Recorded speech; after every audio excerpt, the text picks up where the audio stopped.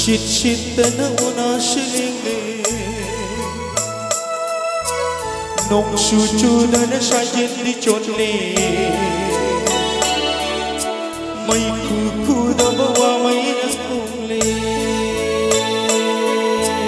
makon thok dana thamoi sikai re chana gere aibo thado tuna chana gere aibo thado tuna.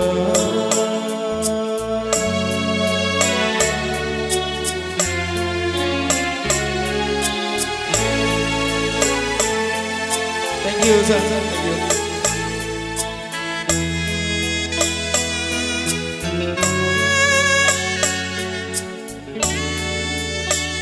GES Sound Singing Engineer Oibiriba Nagsiserve Ngiraw Mr. Tomba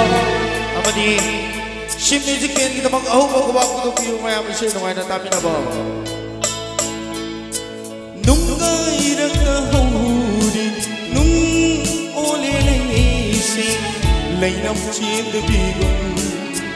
lay kang lagi at tiyang mayang kang nilay chin kay daw ay no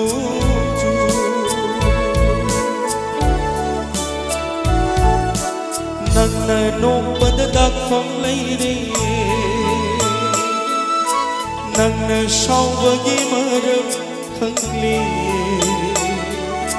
ai đi chăm bất haja bamane ai đi chừng na bawa khăn chumli lon na ger ai bo lagna duna lon na ger ai bo lagna duna.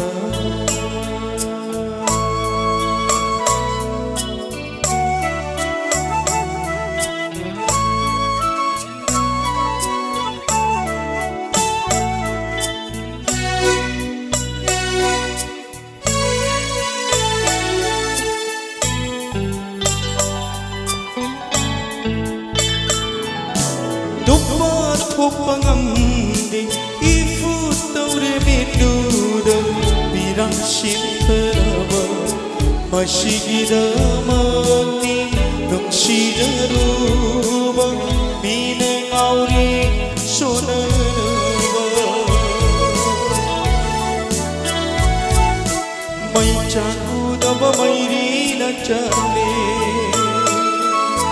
Hawaii pada ba punsi na higle mai cây khăn đã bất bi đã chân lê mi cặp không đã bất mang lá đã tục lê bê lê ghê ai vô ninh sinh đu na bê lê ghê ai vô ninh sinh đu na lôn lê ghê ai vô lật lê đu na chặt lê ghê ai vô Haduna